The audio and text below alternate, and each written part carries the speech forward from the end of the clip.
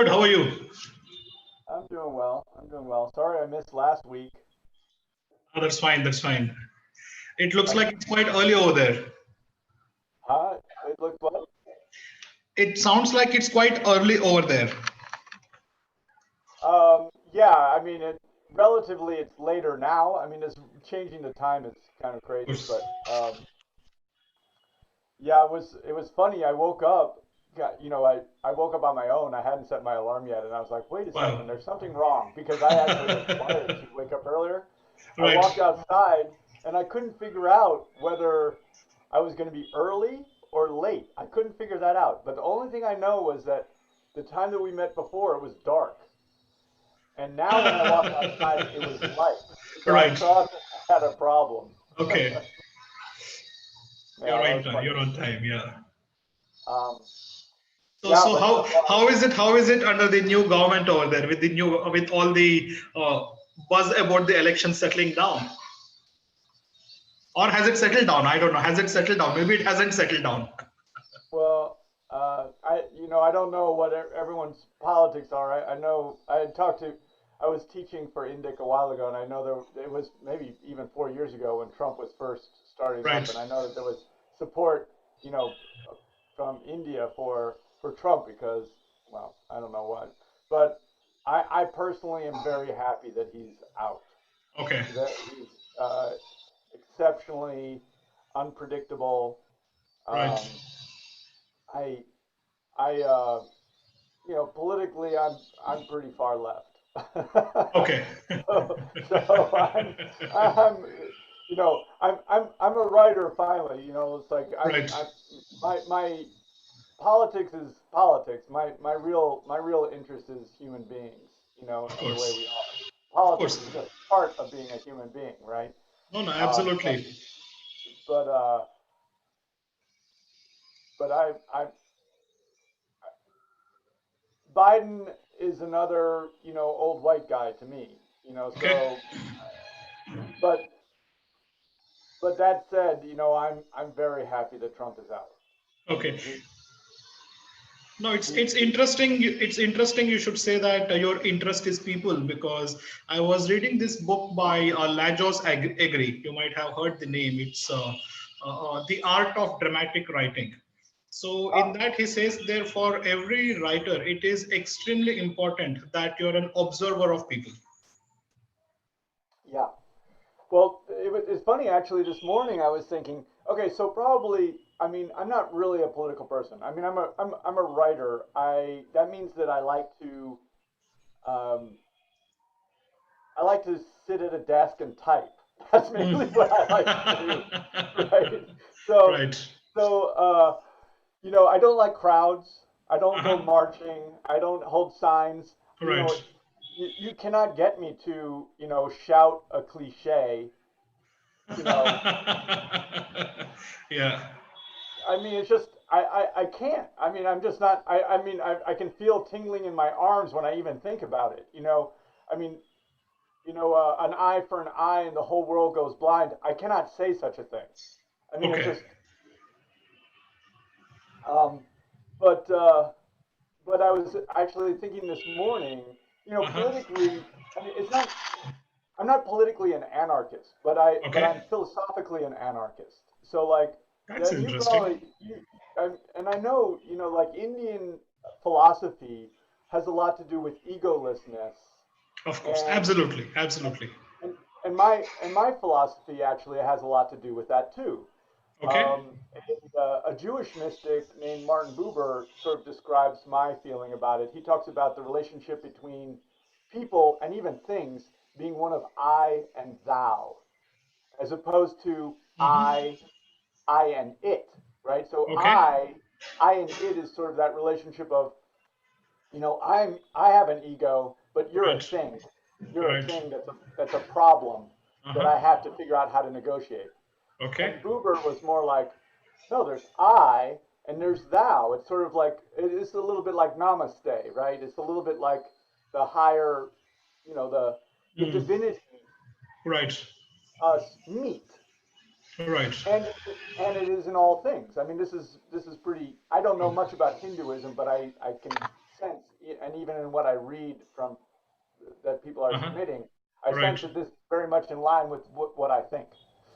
It Um, is. It is. I mean, that's that. If we started discussing that, I think we will be here all week. Because yeah, Indian true. philosophy, it's similar, but essentially, what Indian philosophy says is that there is no I, there is no thou, there Hmm. is just a super consciousness. Right, right. So I think that that's Buber is like that too. So I mean Okay. you can't really use words to describe what Of this course. means in a Right. way. Words are too limited. But Yeah. anyway, I was thinking this morning that I might want to write an essay about writing and essentially anarchy in writing, because anarchy, Okay. as I see it, is a horizontal structure, right? Without Mm-hmm. without a creation of hierarchies. And Mm-hmm. if there's no hierarchies, there's no binary of good and evil, basically. Mm-hmm. And Okay. that's an idea that I was just thinking of, is like really because I was wondering why do these you know why do these ideas make sense to me? But they make sense to me in Right. regard to being a practicing writer. No, If but you come that's into writing with your own sense of binaryism, your right. own sense of what's good and bad, then you Mm-hmm. can't witness the world accurately, True. because you're basically coming in with your own bias. Absolutely. I, and And I I think that can that's see, I can see when you say what you say about anarchy, because without anarchy there is no order. So every order is preceded by anarchy, and every system of order is followed by anarchy. So it is what we say in the Indian philosophy, that you have the dissolution or the destruction of the entire universe preceding creation. So there is a cycle of creation, destruction, that goes on. So in the same way, I would assume that you need anarchy, and then you have order, and then you have anarchy, and then you have order. So if you look at world history, that's how it has been, right? right. When and right, and there's some deeper places to go, but I agree that Yeah. we might get. Yeah. Look, let's keep it on the back burner though, because I Absolutely, we think should. I We think should. it's really important for all of us. Yeah. We're all here thinking about being a writer, and the most important thing Mm-hmm. um, for us as writers is to be a witness of life. Mm-hmm. We are not Yes, very trying true. to make life. I mean, Yeah. this is my belief. So, Yeah. I mean, if you're, I do actually have this, and it's probably important to say, I make this distinction that the artist tries to witness life, and they're Mm-hmm. absent themselves. And this is a long tradition. T.S. Eliot says, talks about impersonality. Mm-hmm. A big figure for me is John Keats, talks about negative capability. These are like Okay. these are similar things. Negative capability is the ability to, in a sense, absent yourself. Mm-hmm. That to anyway. I don't want to get too far into it, but anyway, the Of artist course. the artist witnesses Right. and has to remove their bias. If they're Yes, that is not true. doing if they're not doing that, Uh-huh. then what they're doing is creating propaganda. Mm-hmm. Okay. And and certainly stories, we're storytellers. Mm-hmm. Storytellers do propagate ideas. They almost can't help it, because we can't finally Correct. become a we it's impossible for us to be a complete witness, because we're always constrained by our own point of view. We can't help it, but we can strive for it. Mm-hmm. But isn't The it necessary to propaganda. have a bias? Isn't it necessary to have a bias? Because if I don't have a stand, if I don't take a stand, then what am I writing about? It might as well become an essay, right? Where I'm arguing both sides of the coin. I need a starting point, right? So as a writer, isn't it necessary that we have a certain bias? It need not be fanatical, but I need to have a starting point, right? A viewpoint I need to have. Well, I mean, this is interesting. I'm not sure. I mean, this is for me. It's a nuance. For me, Okay. it's a nuance. Okay. What is our intention? What are we trying to do? Like Mm-hmm. I say, we can't help but have a bias, because bias Absolutely. is Yeah. we're all imprisoned within our point of view, right? So True. we experience the world in a certain way, and so Right. that gives us the disposition, and we come into we we have the world coming into us, and then Right. that also basically reflects our worldview going out, right? Absolutely. So Absolutely. So we have that stance in the beginning no matter what. And Correct. so yeah, you're Absolutely. right. That does have to that does need to be there in order to in fact excite us to the Right. moment that makes us act and write. Correct. Correct. But once we get into the writing, I think Hmm. we have to really be now we have to and we're going to talk about it today. Okay. We're going to Let's do bring that. that Let's do that. storytelling. Sure. Sure. Hey, I would love to see everybody if I could. If you can turn on your, I don't know if you can turn on your videos. I like to say hi. Um, Good evening. my apologies for missing last week. I was telling Ram Hi, already. Otis. This is DV, your old friend. I used to be a student some years ago. Where are you? Where? DV, you can see me, can't you? Okay, here I'll mask myself. Um, I don't know how to put my picture on. oh, You do DV. recall the Yeah, name DV, don't you? I do. I do remember you. We had such a great class. You good can to see we're already good to see you. dropping into the philosophical conversation. We have to be careful. We got to. Yep. Let's get into the course. Yeah. Yeah.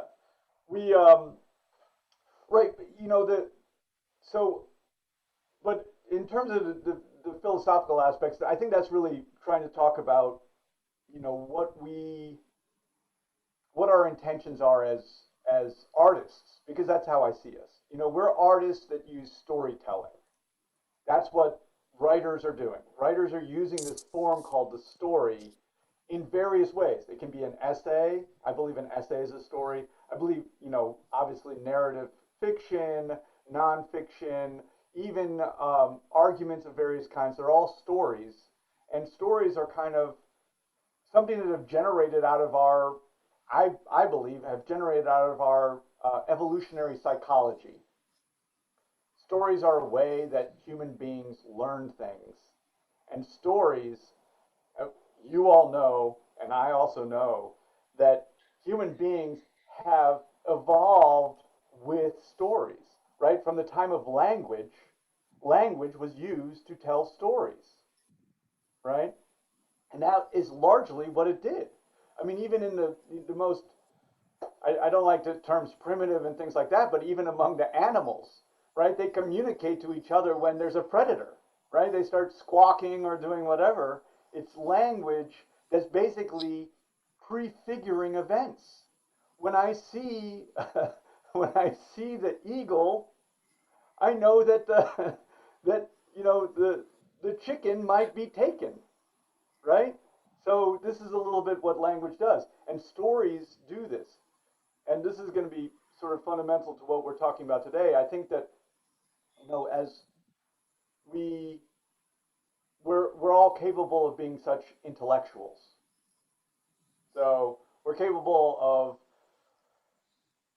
thinking about things in an abstract way, basically in a way removed from our bodies, right? So we just think about stuff. But stories are really based in learning how to survive um, by both witnessing conflict and then I want to say prefiguring it, but that's not doesn't really make sense. But stories are a way of saying, oh, you know what? There's you, my fellow chicken, and there's the eagle up here. This is a potential problem, and I'm going to use language to talk about it. Which is run away. Da da da. Run away from the eagle that's going to come to get you. So what I'm saying is, we today often think about language in a very abstract way, but what I would like to try and convince everyone to do is to return to a much more physical understanding of what stories are supposed to do. Because this is what really engages your reader.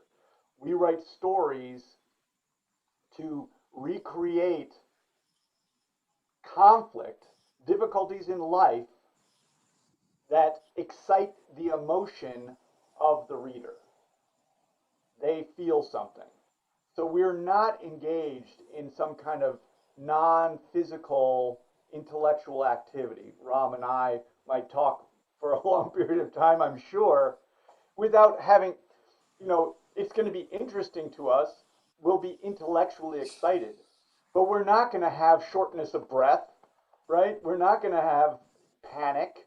We're not going to feel relieved and have a feeling of catharsis when we arrive at the end. That's what we do with stories. That's what we do when you watch a movie that really, the impassioned, romance, boy meets girl, boy loses girl, will he get her back? Da da da da da, mayhem, explosions, etc., and then joined at the end. And we go, this is what we want to do in stories.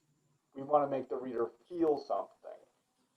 When they feel something, they have really the verisimilitude of real experience, the verisimilitude of real life experience. And this is how we actually shape and persuade them by, creating this form and having information in there that we think is important for them. They feel like they're just learning it as if they're learning about life itself. But actually what we're doing, of course, and this is where, Ram, we were talking about the initial bias, our greatest work is in what we frame as the story.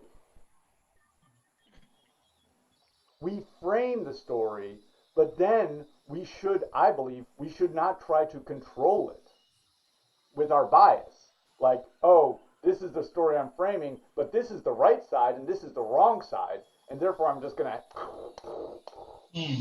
Okay. make it go like that.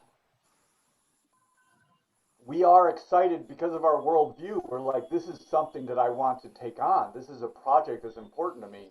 So we decide to frame this, and now we have to act. If we want to do something for ourselves, and I think we do, we want to try to act as a witness. And this is really, I think, fundamentally important to our work, because it's not just important for the work that we end up producing, but it's also important for how this work that we do reflects back on us, right? If you come into a story and you have a belief system, this is right and this is the wrong thing, right? And now I'm going to write a story in which, right? You beat that up. You had this belief at the beginning and you had this belief at the end. Mm-hmm. You have not grown at all through the process of engaging in a life experience, which writing is a life experience. We, as individuals, as artists, I believe, and all human beings, so this is not just for us, all human beings actually, this is my contention, want to grow. They do not want to, and this is, if we're talking about art versus propaganda, they do not want to be put more and more into a box of smaller beliefs. They want to have larger beliefs. They want to expand for them.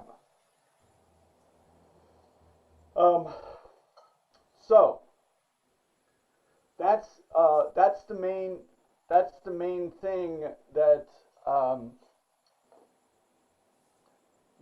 really, like I read your work, and I'm reading some other work now too for Indic, and all the work that I've read, probably in my entire life, and also in relationship to my own work.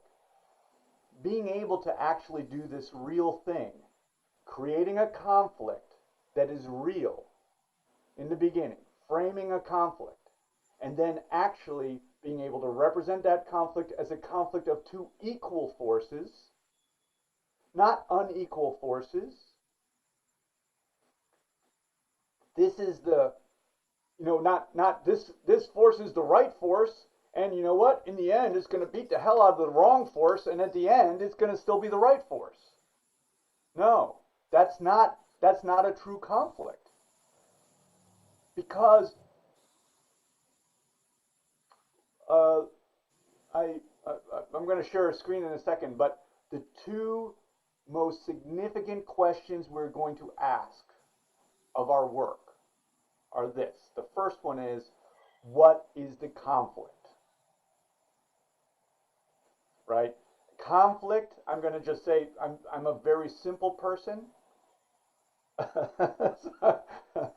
My daughters will say, not so bright. A conflict requires two things.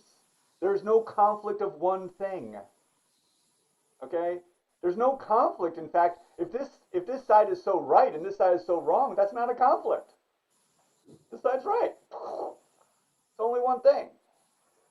Conflict has to be two things, and they have to be equal.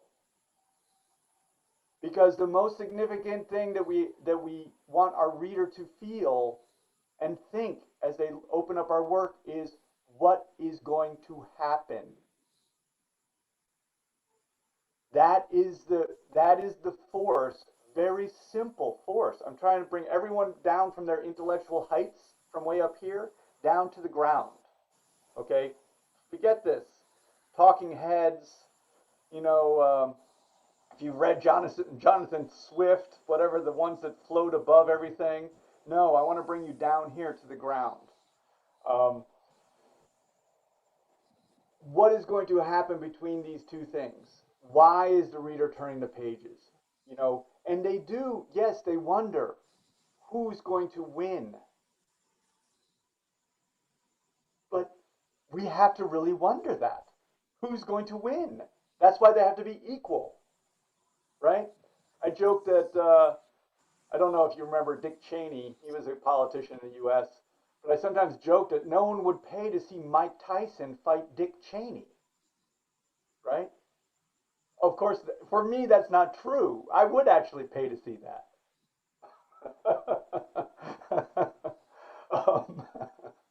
But you don't wonder what's going to happen if they're boxing, okay? If they were playing politics, it also wouldn't be a contest, right? So depending on what the form is, right? But if it's a boxing match, right, I know Mike Tyson's going to win. I don't wonder what's going to happen. I don't care to watch, right? So this is going back to that, what I think is a really fundamental thing. So what we do as writers, I think, is the first thing we do is, yes, we're excited through something about us, our viewpoint, who we are, to decide that this is what we want to frame. But now what we're really doing is creating a catalyst, not to be too complicated about it, but the story is a catalyst for discovery, where we put these two things against each other, and we, as the writer, find out what's going to happen. If we're not honest about that, if we have not engaged in that process honestly, I think that shows up in our work. And then, when we're not engaged in that honestly, then, from my point of view, we are producing not art, but propaganda. And I will tell you that this idea of mine is a very harsh taskmaster, even for me, of course. I don't like it any more than anyone else does. Believe me. It's not like, oh, I think secretly that I have all the right ideas and this is another way for me to propagate those. No, I have to apply this to myself too, about everything I think. Right? So it's hard. I don't like it. The people who I think are evil and my enemies, I want to treat as evil and enemies, but I can't. And consider myself an artist. Okay, so this question, what's going to happen, as simple as it is a driving force for our work. We have to first wonder what's going to happen. Like I say, if we already know what's going to happen in our story, if it's inevitable, I would argue we don't need to write it. That's just, for me, that's typing. That's typing. That's not storytelling. If we are wondering what's going to happen, because we've actually drawn together two equal forces, not our absolutely right argument and a straw man, not our protagonist who is all good and virtuous and wonderful, and our antagonist who is an evil monster, right? If we are really asking ourselves that question, then the reader will really be asking that question.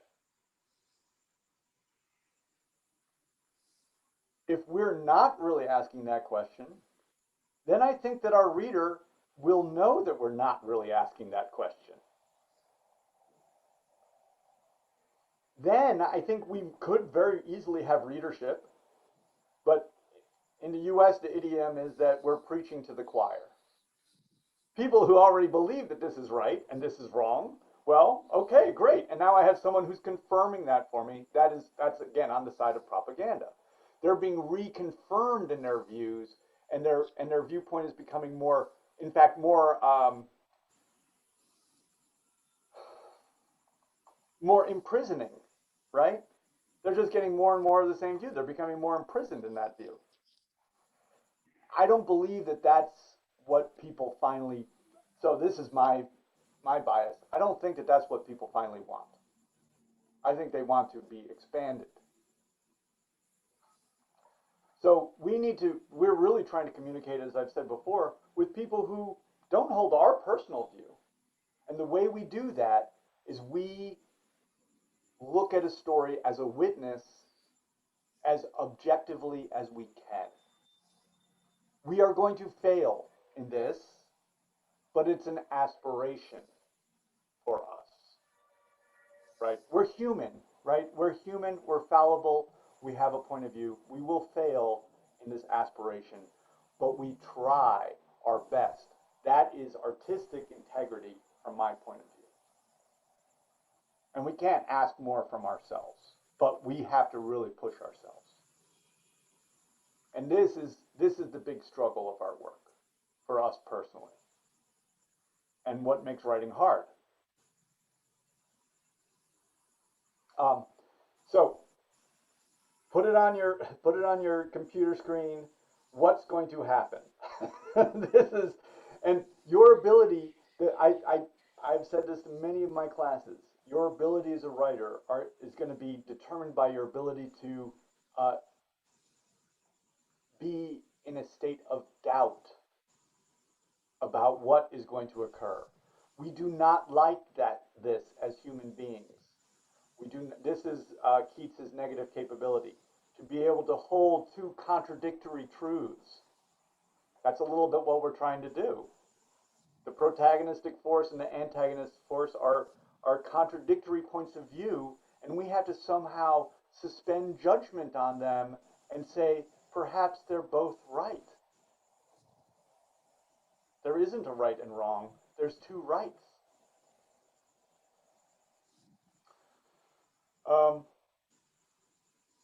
What is going to happen?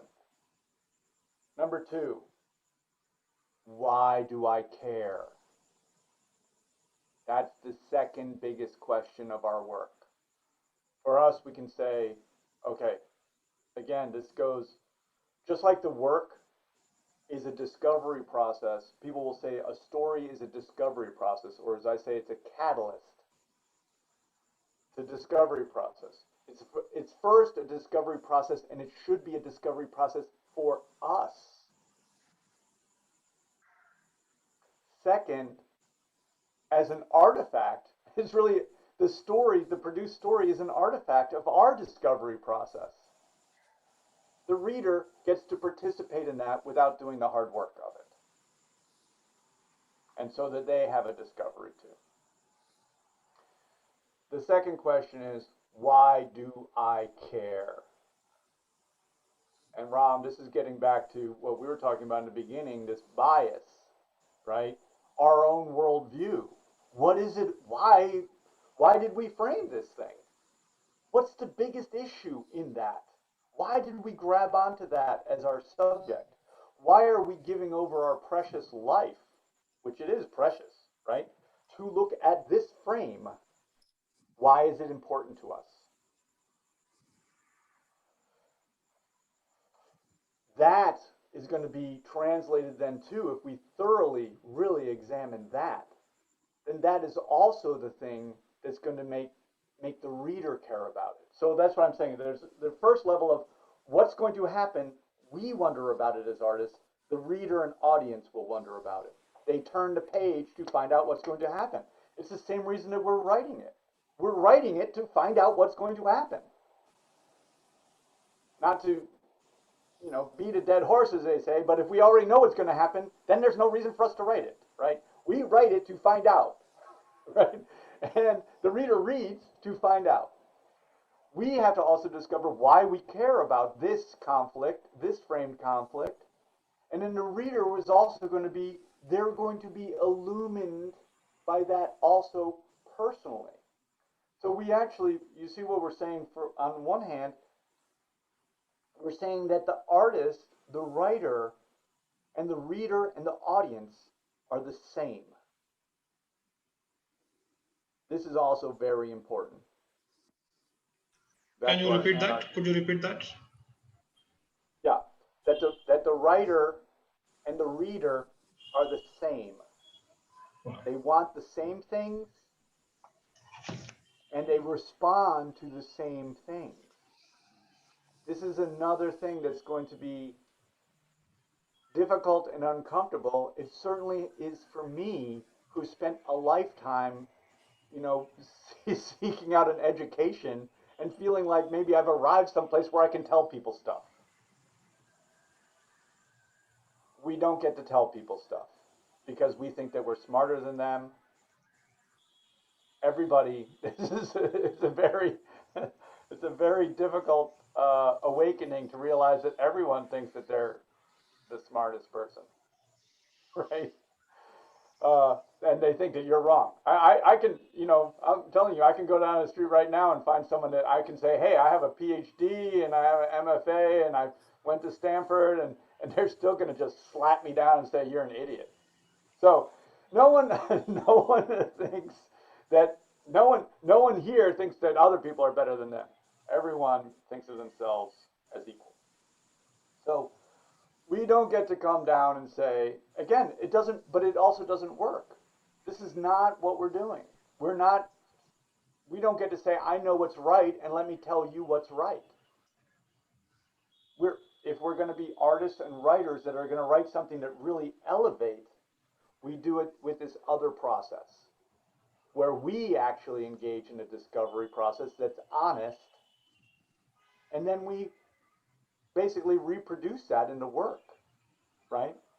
And so that the reader engages in a discovery process that's honest, and that we care about it.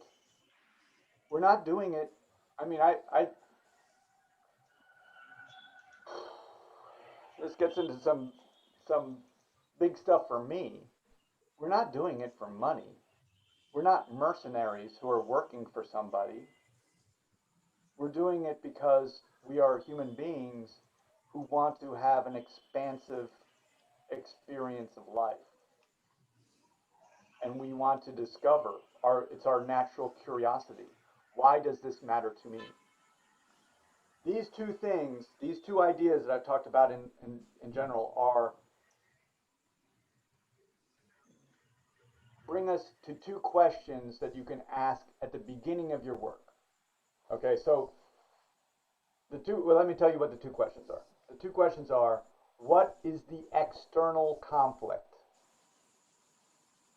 The second question is, what is the internal conflict? These are simple, really simple things that in the movie business, they have sheets that have these questions on them. And you have basically, let's face it, not too bright, script writers who are investigating these issues and writing really dumb movies that millions of people are watching. They don't answer them, they don't look at those questions very profoundly, but they do look at those issues. And then they present them. And that's what the audience finally attaches to. The external conflict is, what is the exterior goal that a character or whatever is trying to achieve? We had a movie in the United States that I often cite Kumar Wants a White Castle Hamburger was the name of the movie. I did not see this movie. Okay, I, I think it probably had to. It probably involved some drug use and munchies, but it had something. But I also understand why it was made as a movie, made into a movie, which means that someone wrote a script and presented it to people, and those people parted with their money in order to make it. That's not a small thing. Most of us are not going to anyone and asking them for money for our idea. But there's a tangible goal. White Castle Hamburger. A tangible goal. The reason why a tangible goal is so important is because then the audience knows whether they get it or not. Does that make sense? So now tangible goal means what is going to happen. Tangible goal. For movie makers, that's the number one thing they want to see in a movie, that there is a tangible goal. This is why bank robbery movies are so popular. They want money. It doesn't matter whether the thing that they want is silly, a White Castle hamburger, money, whatever, a new pair of shoes. It doesn't really matter, so long as it's tangible, because it inspires this question, do they get it or not? I'm going to say something important. Throughout the course of the story, they don't get it.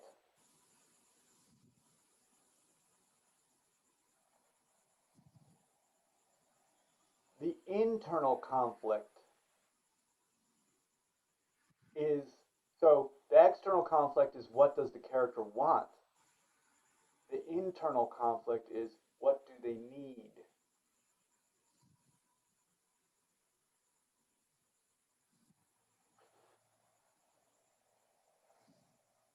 So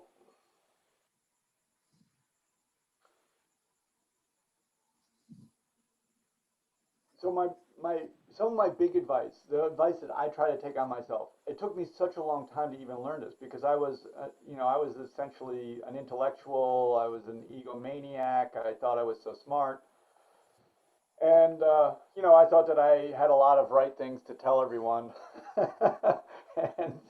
and I was going to receive a lot of accolades for that, and I discovered that was kind of wrong. Um, I've discovered that we we really we have to do we have to remember that we're not writing this cerebral stuff. We're writing for the human animal, and we are human animals. We have to get the reader, our audience, involved, and we get them involved by offering a conflict, and they're wondering what's going to happen, right? Maybe it's life and death. It's always life and death in a way. It's always, in a sense, symbolic of life and death. And we have to get them to care that they're actually going to work out some problem that they have through this process of the story, and discover something about themselves through the process. But the main thing is, we better just go ahead and do this right away. My work with you is not, I'm not going to tell you something that you're not going to discover through the struggle of writing. I'm telling you, you can have a career like mine where you're writing and struggling to write. Here I'm right and you're wrong, and you're going to not get published. You're not going to get published. You're not going to get published. You're not going to get published, right? And you're going to keep working it out and trying to figure it out. Or I can maybe try and save you a little time, because I'm going to tell you that the person who wrote Kumar Gets a White Castle Hamburger went for it, right? He went for it. He wrote this character wants a goddamn White Castle hamburger. So you can, as writers, you can hem and haw and go like, oh, I don't want to write conflict. I don't want to do these things, etc., etc. That's fine. You can. I'm not saying you have to. But if you want to save some time in terms of actually grabbing an audience and making them have a visceral experience in their body, you will pay attention to these things. There are other writers who do it. And you're not, you're not in competition with me, or you're not in competition with each other. You're in competition with these other writers who are taking the space right now, right? And you want to take the space. If you want to take the space, why waste time? Do what works. At least experiment with it. But I will tell you, it's not easy. It's not easy. It's not easy partially because human beings shy away from conflict. We also shy away from discovery. We have this, we have a tendency towards avoidance. Ashvani look up, and this guy, I know he wasn't looking up because I said that. I was like, avoidance. but we have to recognize this about ourselves. I know I do, right? We sometimes fight, but we also, we only do that if we can't flee. So we always flee first, So we have a tendency towards avoidance as the human animal. As the writer, we have to sustain non-avoidance. Does that make sense? We have to stick with the struggle, whatever it is that we're presenting. And we have to be okay in that place of doubt and indecision as to what is going to happen. That's our greatest skill and the thing that we really work on. And it is a life struggle, honestly. It's a life struggle. I want to share screen. That's sort of like a big preamble. But then I want to, if we can, let's see.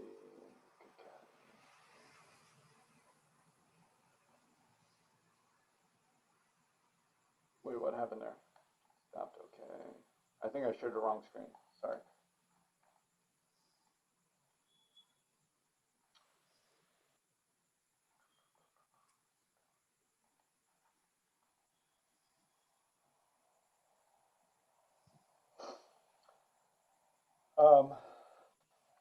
Do you see my screen? Okay. These were just a couple notes that I wrote, and then you could look at these. What will happen? Why do I care? Those are the two biggest questions. What will happen is basically driven by the external conflict. Will Kumar get a White Castle hamburger or not? The internal conflict is, what does that White Castle hamburger mean? Right? There's some more complex things to look at in terms of stories, but we're really just talking about getting the thing on the page to start with. There's some issues about, there's this idea called chiasmus, about how a story kind of arcs from the external conflict, which is most significant, to the internal conflict, which ends up being the most significant. But that's maybe an issue for another day. When you think about the conflict, it is great to actually isolate as tangibly as possible the two forces, right? If it's a conflict, there's two forces, A and B, and to actually identify what they are. And I will say this, it's again going to be difficult. The more physical they are, the better. Remember, the physical reader is the one we're trying to get to. We, as a reader, I identify with a physical character better and more closely than an abstraction. I don't really identify with a belief system, for example.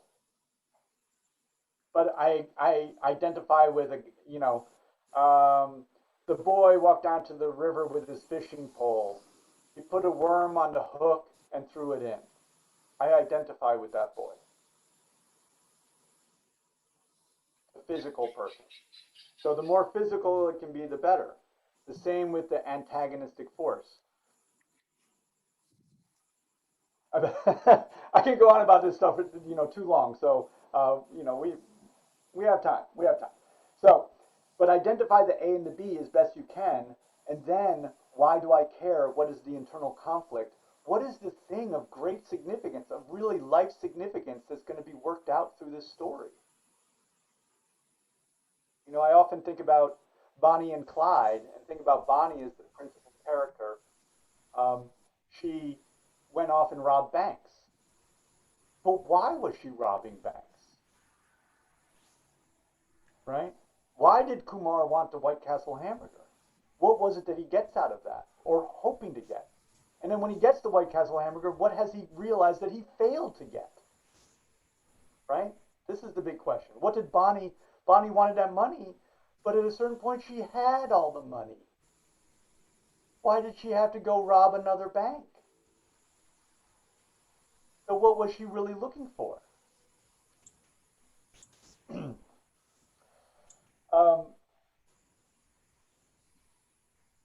Okay, great. Well, let's. I don't know who all is here, so maybe. So, Otis, I had a question here. You know, when you're talking about the protagonist and the antagonist, how do you determine, you know, or how do you balance the conflict between the two, the protagonist and the antagonist, on the one hand, and how do you find a way to keep the story moving? Because at the end of the day, if the reader, as the reader, do not sense the story is moving towards some kind of a resolution or a climax, then the conflict ends up becoming an end in itself rather than a means of advancing the story. I have just sort of simple ways. So the story should always be escalating, right? So otherwise we actually have something that's just static. So we need to have escalation. The way I think of escalation is that you actually represent the protagonistic side. You kind of alternate. If you're writing an argument or an essay or something like that, you have the protagonistic side, you have the antagonistic side, and you continue. The way you usually do it in narrative is you have the protagonist meeting an antagonistic force, and then from that, they are affected by the event of that meeting. So I think about it as little chunks, basically. A scene would be a protagonist comes in feeling hopeful, right? Kumar, pick on Kumar some more. Kumar comes in to the White Castle hamburger place, right? I'm sure that this scene happened. He's finally going to be able to get his White Castle hamburger, and he goes up and he runs up finally. You know, he's gone through all this struggle, and he says, "I'm going to have 12 White Castle hamburgers," and the person says, "Sorry, we're closed." Right? This is actually a perfect example of how it works. So he's struggled, he's come, and we know he's got a flat tire, he's done this, that, and the other thing, he gets stopped by cops, etc., and he finally gets there, "Sorry, we're closed." And then he comes out, so he was happy that he comes in a certain state, happy. It's closed, he's dejected, right? So he's changed his state. But has his drive to get the hamburger ceased? No. Does he think that the hamburger is going to still fulfill him and fulfill his needs? Yes. So he doubles down. So he has a strategy. He thinks that he's going to achieve fulfillment by getting the hamburger, right? He struggles to get the hamburger. He's elated that he's finally succeeded, and he learns from the forces of antagonism, which is the entire world, really, but identified in this one person at the counter who says we're closed. He begs, "Please, I've done all these things. I've traveled all this way. Please give me the hamburger." The woman says, "Sorry, I can't. I'll lose my job." Right? The hamburgers are sitting there right behind him. Right? They're right there. He's like, "Please, just hand me one. I can't." Right? It's just, I love it. But then, so meets the force of antagonism, and he's like, "Okay, my God, but now he's going to be destroyed. He's going to be destroyed if he can't get the hamburger." But she says, "The White Castle across town is open until 12.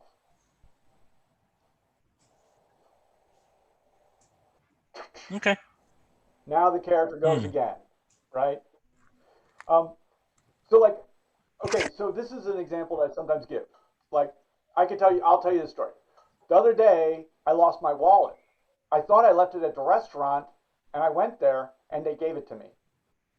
That's not a story, right? The other day, I lost my wallet. I thought I'd left it at the restaurant. I got there. I asked the maitre d' if they had my wallet. They said, "Well, we did have it, but we actually just gave it to that guy."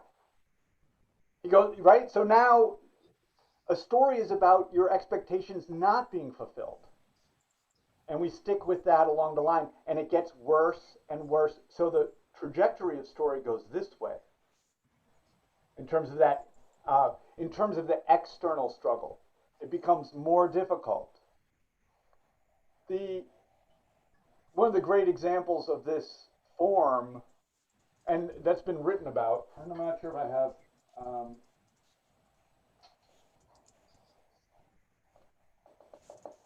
I don't have Field's book right now, but he treats it quite a lot in the movies. But the American movie Chinatown shows this.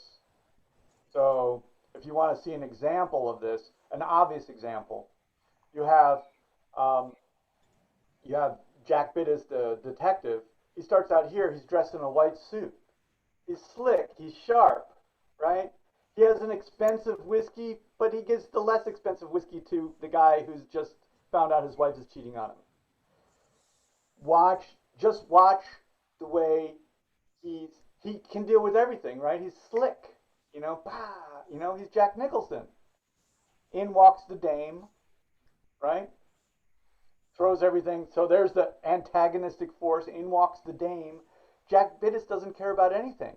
In walks the dame, the person he's going to care about. That's the antagonistic force.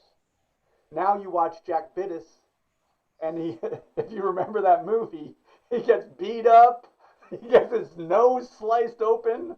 He's like, look at him at the end. He's got a thing on his face. He's got, and the one thing he wants, this guy here, right? The guy who's all slick. The reason he's slick is because he's trying to get away from Chinatown. Where does he go? Chinatown, right? So he's right because something happened in Chinatown. He wants to, nothing bothers me, nothing matters to me. Emotional, whatever it is. I'm this way. I can deal with everything. Slick, slack, slook, But then where does he have to go? That is classic storytelling, right? Classic storytelling. The story has two forms, I think, two shapes. It moves here, right? It goes down, but it also has this chiasmus, right? So the external struggle is going not like this, and I often say that this is moving into the valley of death, where we truly have to meet the dark day of the soul, where we have to finally grapple with something that's where all our vanities and illusions have been burned away. Our our our the illusion that we can have control over life. The illusion that Kumar can find fulfillment by getting a hamburger. The illusion that Jack Bittis can escape Chinatown. Right? Hmm. That's human vanity. So we meet in the valley of death our own we recognize our own vanity. And then the question is, and this is what a story should always do, I believe, is that once we've arrived there, then the character really has a choice. This is why stories are about the human spirit. When everything is gone, then what do they do? Right? Kumar, go back to Kumar. Kumar thinks that he can control his destiny and find fulfillment by getting a White Castle hamburger, right?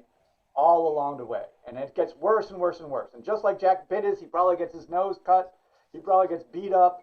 He gets, humiliated. Everything, horrible things happen to him. And then there's a certain point where he realizes he's never going to get that. he is never going to get what he seeks. Now, what does he do?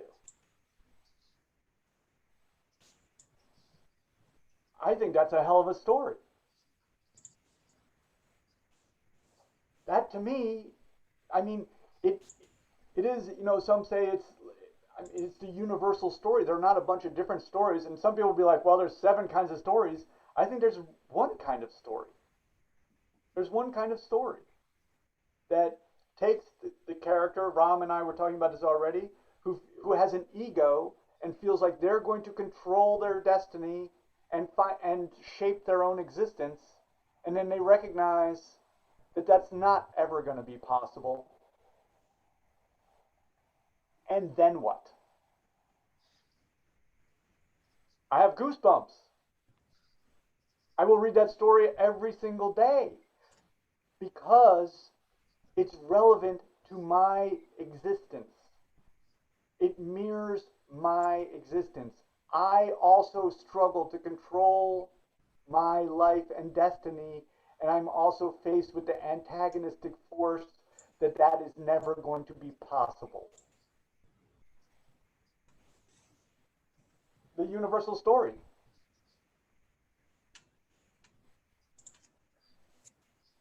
I don't get tired of it. I mean, none of us do. So then, when we understand that that's the universal story, then it's just a question of what is the duration, what is the focus of our version of it.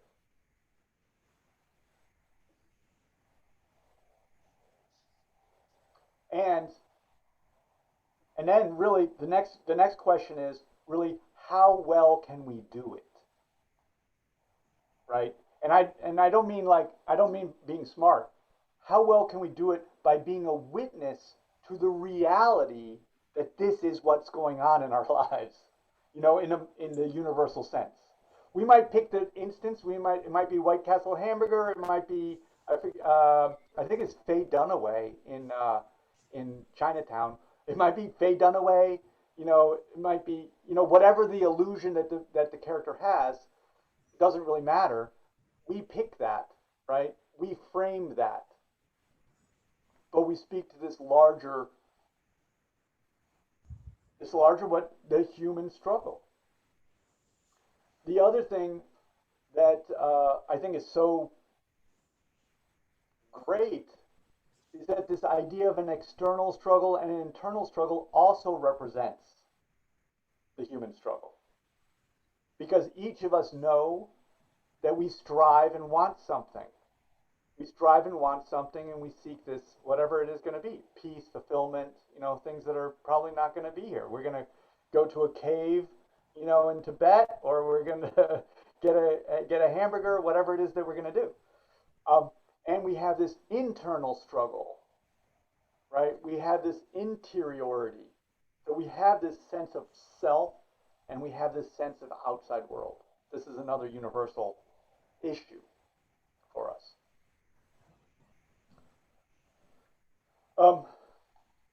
I wanted,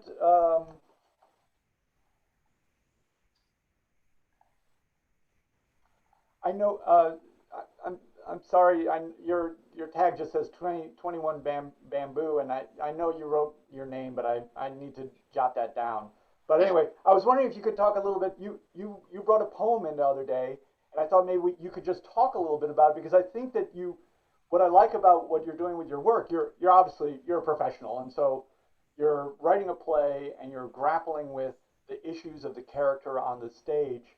And you came up, I'm going to have everyone read a little bit of their piece. Hopefully we can get to enough of it. I don't want to keep you up too late. I know it's late where you are. But I was wondering if you could talk a little bit about why you saw these as story problems in your play, why you isolated these. Okay. So after I'd written the story, I realized that some characters had become more important, and they had taken bigger leap than what I had intended them to. And as I don't know, at times I think maybe when we're working as an author, we try to make a garden, but it becomes a forest. It just grows deeper and Tell deeper. me about it. Yeah. So I am like deep in this forest, and there are people who are like calling me, and I feel that it's also my own internal problem, that because the father, I did not make the father grow, because I have somewhere modeled him on my own father, and in my mind my father has not grown, and that is why this character, and I realize now through my internal journey that that's the conflict, that's the problem with the story, and I'm standing in the way of the story, and I need Huh. out. And so it's not going to be easy. That's what I think. Yeah, and that's why and of course I plot drafts like Robert McKee and all those is advised. And I've also cut Yeah. out the story. I had worked out two stories which were running parallelly, but I realized that the central plot loses its force when I bring on the side story.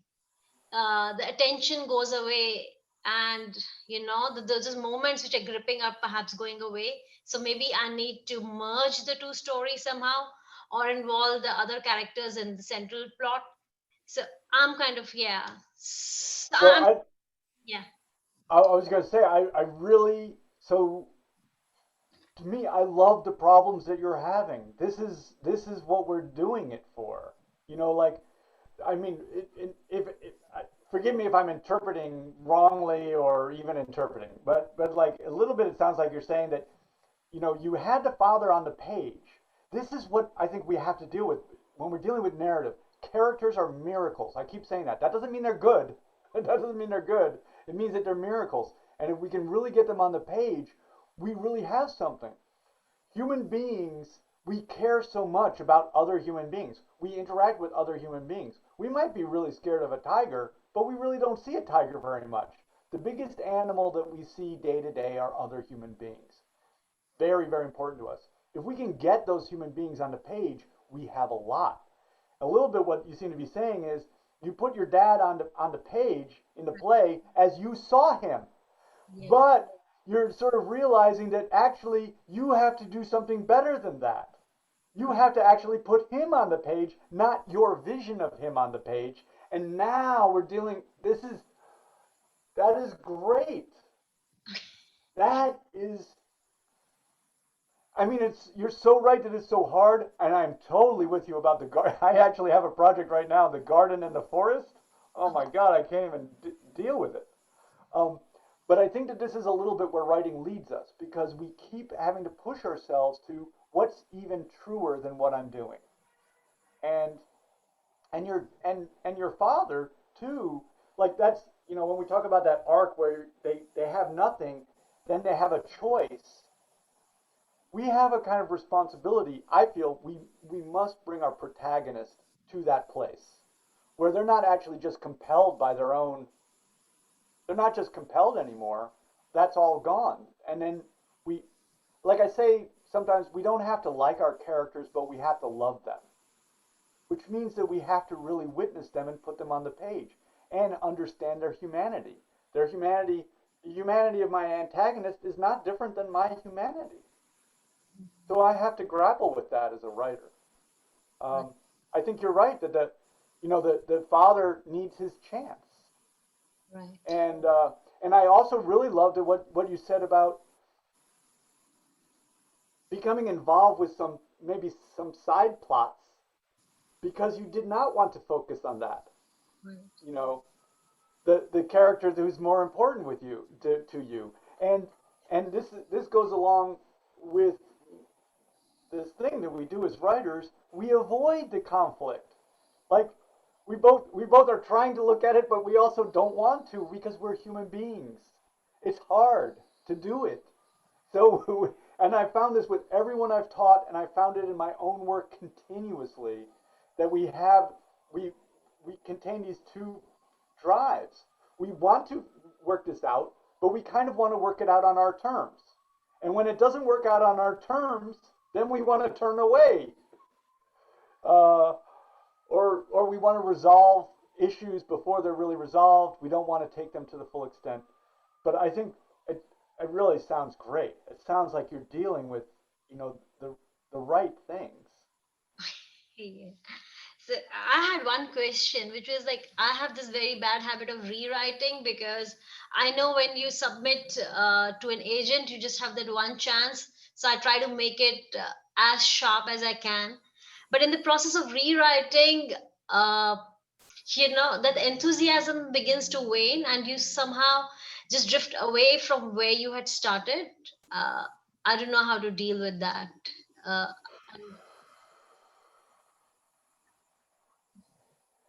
Um, I I don't know for sure. I don't know for sure. I mean, I think what I think what we do in terms of our drafting process is often this. Like I'll often get a really great first draft, and it has a lot of passion in it, and then I start to rewrite, and I basically mess it all up. right. And what I'm trying to do is I'm trying to sort of re, almost regain, it can take like 10 more drafts to regain the freshness of the first draft, but also have it have the exactitude so that it feels like it actually just flew off your pen. I mean, and that's how it has to finally feel, right? Um, that's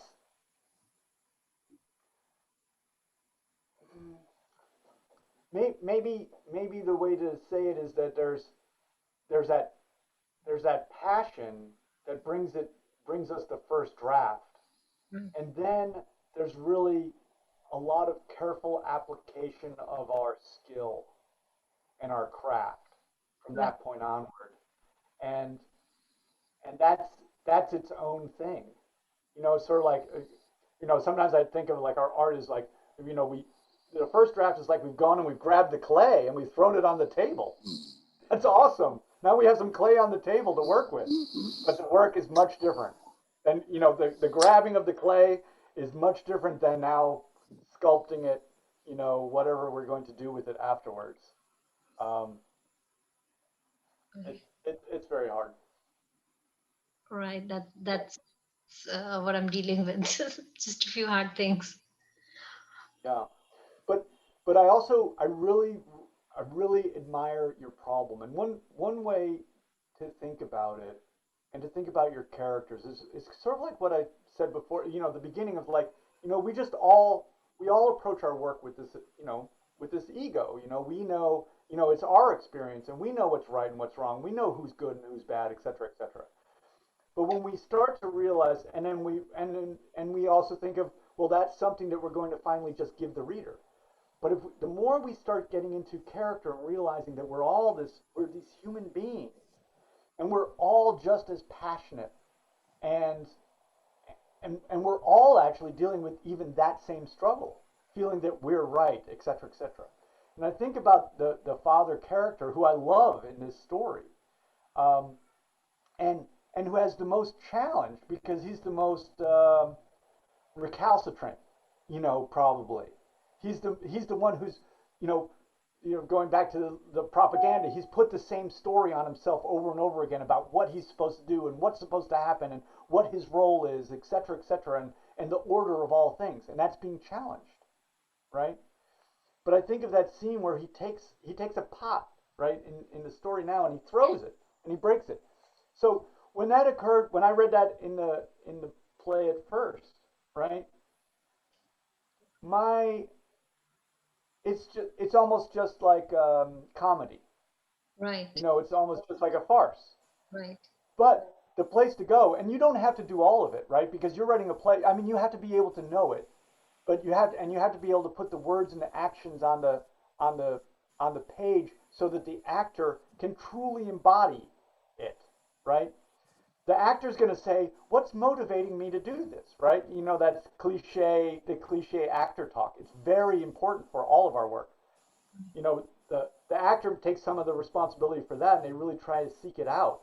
But we as writers have to do all that work for all of our characters. Why are all of our characters motivated? And when we bring it to that and we realize that he threw that vase out of a tremendous motivation, it isn't just that he's a jerk. It's that he doesn't know what else to do. Look Right. at how difficult it must be for him to find that that's the only recourse in order to have control over a life that he's losing control over. Right. when we look at it that way, we see the humanity of that character. We don't see a cliche of a, a pot-breaking father. Right. And there's almost no difference, right?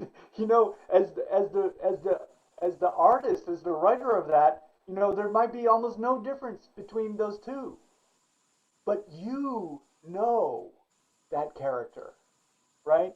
You see them as a human being who's engaged in a struggle. You don't see them as a caricature. Right. And that is a really, I'm too excited to even almost talk about it. This is the work that we start to do. When we can start to see, we as writers, not just seeing one, let's say we have a central character, whichever character you most identify with, we only see that character. When we're the writer, we actually have to be able to see every character. We have to know the humanity behind every character. When we're writing this argument, if we're writing our thesis-driven argument, we have to understand our point of view, but we actually have to understand their point of view. As the writer, we have to. Our characters don't. Our characters are in a myopic shell, and they have their biases, but the writer doesn't. And this is the transition. I mean, it's a life work. It is a life work, believe me. But this is the transition that I have with so many students that I teach. Is really this psychic one of being able to be two places at once, to be able to be here and to be able to be and understand the characters themselves fully, not as a cardboard cutout.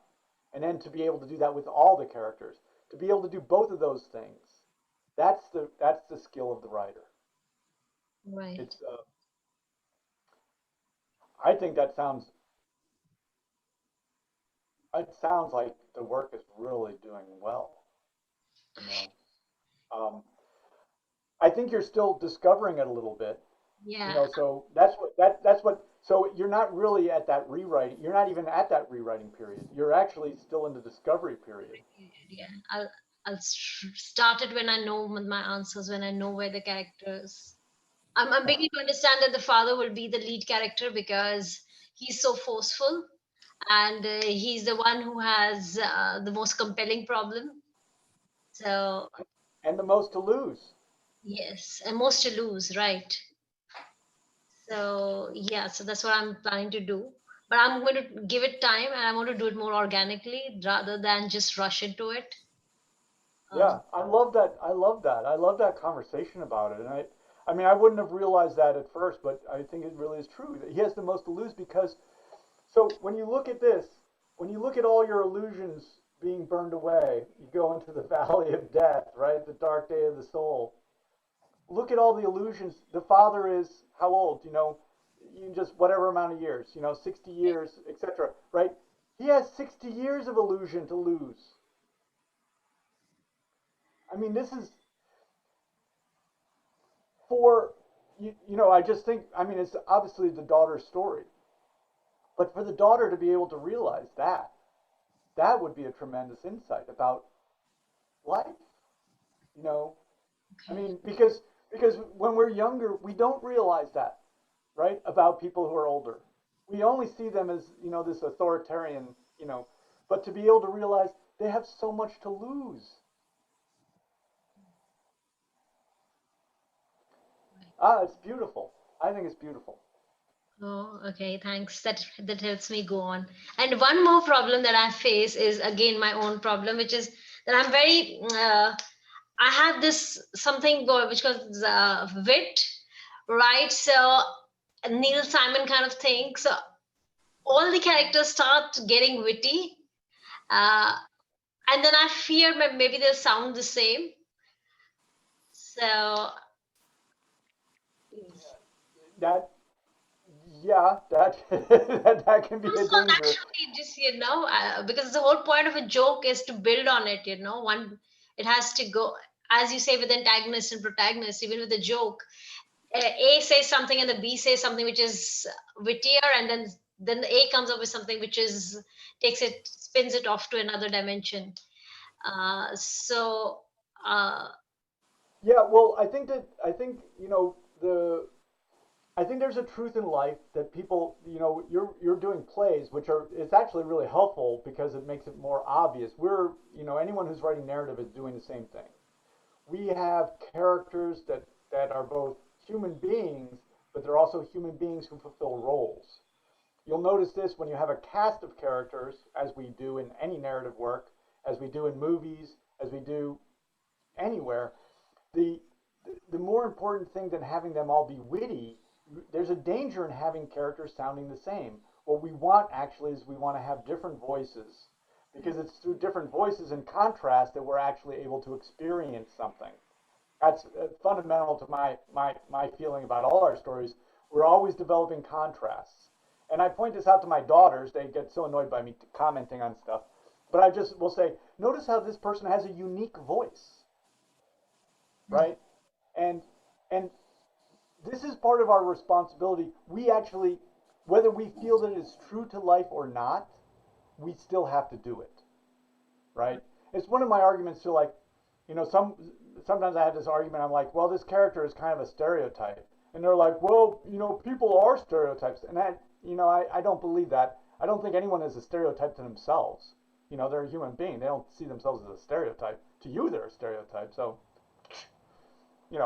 but like, you don't want to have a stereotype because it's not good writing. So whether it's true to life or not, I don't even have to argue. It's not good writing because the reader, the audience, is not going to respond to that. In the same way, you would not want to have an orchestra that was all flutes. right. Right? All flutes playing the same note. You want to have different instruments that have different voices that have an interplay, and that creates dynamics. Right. So I think the classic comedy, of course, has a straight man, right? They have the buffoon and the straight man, the person who basically gets the joke, like the audience, and the person who doesn't. Right. So that's something to think about. And then really I do think about the roles in order to understand characters, particularly from certain perspectives. Like I definitely think a lot about roles people have with each other. It doesn't mean so like for the daughter, right? The father is an authority figure. That's a role that he plays in her life to her. But that doesn't mean he's an authority figure in his own life. Right. And we have these sort of interesting mixes too, right? We have lovers and rivals who are kind of on the same plane. We have authority figures who are above here, and we have people who are subordinate and we're responsible for. But none of those people feel that they are the role that gets attributed to them. They're living their life as human beings with all the same roles. The father has his authority figures and his rivals and his lovers, and et cetera, et cetera. So, everyone's single life is complete, but we have these constellations, these different kinds of gravity. And then, of course, our characters are often very complicated. The father might actually feel he's a rival to the daughter, and in fact, that's true too. So there's a perception of the role, and then there's a reality of human beings interacting with each other. Right. Well, that's great. I love these questions. I love that you look at the problems and you investigate those. And I put a star, of course, by what does Simran want? Right. This is one of the hardest questions I have found when I push back at people about their work. What does the character want? Because we so often want to act as if we don't want anything. Right. And we're even taught, going back to the sort of the familial relationships, we are taught often, I don't know, in the Indian family, maybe it's different, But in the American family, when I was a kid and I wanted something, I was told that that was a bad thing. I was not supposed to want stuff because that was pretty inconvenient. So I suppressed the idea that I wanted stuff and had to try to figure out other ways to get it, right? But I still wanted things. We have I have two problems here. One is that what Simran wants is unstated. It is understated because what she wants is what she doesn't admit. Is that she wants love, and that's her tragic flaw. That she wants love, but she's not chasing it because of her feminist ideas or something that has happened in the past. And we have a fly on the wall POV, so we can never really know. Or if I make her say what she wants, it becomes a talking head scene. So I don't want those talking head scenes. And a fly on the wall POV. So yes, so those are the problems I'm grappling with. Right. Well, okay. So this is again important for all of us. So when we're considering what a character wants, just always remember that White Castle hamburger. Okay. Just what can we make that's tangible that we can show her trying to get. And when you say love is a big catch-all term for me. I don't think there's some idealized love. It's a big catch-all. It's security. It's to be known. It's to be witnessed. It's to be realized. Romantic love is what I'm. Right. Well. Right. So I mean, again, it's a little bit. What does that mean too? What does that finally mean? Romantic love doesn't mean just sex, right? It means some kind of it means a union, and in a way it can be sort of understood as a home, as a sanctuary. I don't know. There's a lot of different ideas. More of an intellectual union because she's more in the head. And when you go through this setup of arranged marriage and the way her father looks at marriage is very different. It's more of a permutation combination where two people can be fitted together and just married off. Yeah. Well, I go back to this. So when I say we don't have to like our characters, but we have to love them. So I think about love in this way, that love is a witness, and I think that we want to be known. And this is something I find in my life. One of the reasons I write is I want to be seen, but I feel the struggle, of wanting to be seen on my terms versus wanting to be seen in a kind of, in mutual terms. I just bring it up because I could see even the daughter's relationship with the father. Our relationships with everyone express our desire to be loved. Right. So I just bring that up, and I think that we can see it without her talking heading it, because finally I go back to this. Love is an abstraction. Okay. But there's something physical. There's something physical that we want, right? To be recognized by the person who's right next to us. A physical thing. Anyway, I don't want to. A lot to think about, but I think you're on the right track. It's so awesome. Right. Thank you. Yeah. Let's see. That's that one. I don't know who all is here. Let's see. Rhapsody. Is it who wrote Rhapsody? That's me, Surela. Surela? Oh, great. Can you read a little section of this for us? Oh, Okay. well, Actually, let me pause for a second. I'm just worried. Am I keeping you up so late? Because I go to bed early, so I'm worried about you all. I go to bed like 10 o'clock. should I read aloud? Do you want me to read a part of it? Yeah. On an introduction? Yeah, I just want to, if you could read this section here. Actually, do you mind? I'm just going to shorten it up a little bit. Just from there, you see Sunday finally arrived, and then just to where I have this black mark here. Do you see that? Okay, this year. Yeah. Sunday finally arrived. After an early breakfast, Neetu and Ria boarded an auto and went to Navarone Home of the Disabled. They signed the visitors register and then Neetu guided Ria to Abha's room. As they entered, they saw Abha looking outside the window. Neetu went forward and took Abha's hand in her and asked, "How are you feeling? Did you have your breakfast?" To which Abha just nodded silently, lost and glassy. Neetu asked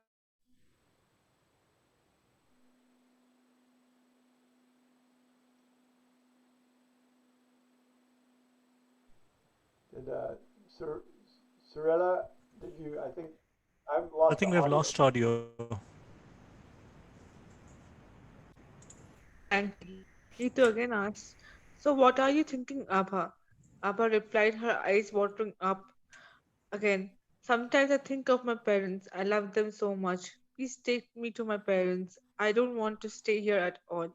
Neetu said, "We love you and promise to take care of you. We are not your parents, but I love you a lot. That's why I come down so often to see you. I will try to come here more regularly than I do, I promise." She kissed Abha's forehead and left the room slightly teary eyed. Ria followed her out. Okay, great. Thank you so much. Um, I really like this section in the interior of this story. I have some big questions, as you know, about the combination of these various characters, and one, what is going to happen is a great question. Why do I care? The other question that we No, can ask we- at the beginning of our story is, whose story is it? actually, this And was mostly Ria's story. And I wanted to keep it that, but the point of view I wanted 2 to 3 characters, so the point of view I also got confused in while writing. oh It yeah, seems, no, no, yeah. it's no problem. So like this is what I believe. I have these feelings like when we're a writer, again, going back to this idea like, okay, we're a human being. We have a point of view, we have a worldview, and we end up framing something in a story. I have a great deal of faith in that. I believe in um, I believe in our intuition. And I think that the things that drive you to write Ria's story, to combine this story about, I think she's a youngish girl maybe in this home, Yeah. or maybe teenager or something like that, and then also the story of then the other person, Rohit, her story. I think that there's something there for you, right? So I believe in your intuition. Now it's a question of, okay, we bring up the clay, we put it on the table. Now, how do we form it? And how do we actually take this thing that we have an intuitive drive for and um, turn it into a discovery for Mhm. us and a discovery for the reader? How do we turn this mass of clay into a thing that is shaped like a story, which is a catalyst for discovery? That's the question. And that's that's what we end up doing. That is our craft, basically. So we act on intuition. I grabbing these characters, and now I have this bunch of mud, and clay on the table, and now I need to form it into this thing that takes place. This is very important. A story takes place over time, right? A story is not a static thing that means one thing. It's an experience in time. And that is the thing that we create in a story. We create an experience in time, which feels like life. So I totally trust you. I had you read this section just particularly because it speaks to this other fundamental thing that I want you to be aware of. We as the human animal, forgive me, that's a clunky phrase, but we as the human animal, we like to avoid trouble. We like to resolve things and put them in a box, an intellectual box, an emotional box, so that we know how to file it away and it doesn't trouble us anymore. As writers, when we're writing our story, all we do is we keep operating with the forces of protagonism and antagonism in order to create a catalyst for discovery. We do not resolve anything. And this is just a small example. I love this whole section here, but this section here, this Ria, discovered a different side of Nitu. Behind this stern face and monosyllabic replies is a person with a heart of gold who chooses to remain away from attention. So this is just a little thing. I don't mean it too harshly, but don't write that part. Let the reader feel that part if we want to, and if we don't, we don't. But we try not to. We try not Actually, to. when I was writing, my intention was sorry, sorry. Go ahead. I'm just making. I'm making my little. Should I say? Yeah. So when I Yeah. was writing this story, it was one of the first stories I was planning for my book. So I was thinking if Ria could, she was herself trying to grapple with the city. She was a very overprotective child, and she was trying to help this girl out to realize her life. I mean, her confidence, lost confidence, and she was trying to find out a friend in her, like help her to regain her confidence, like a woman helping another other woman out. This was my idea when I was writing the story.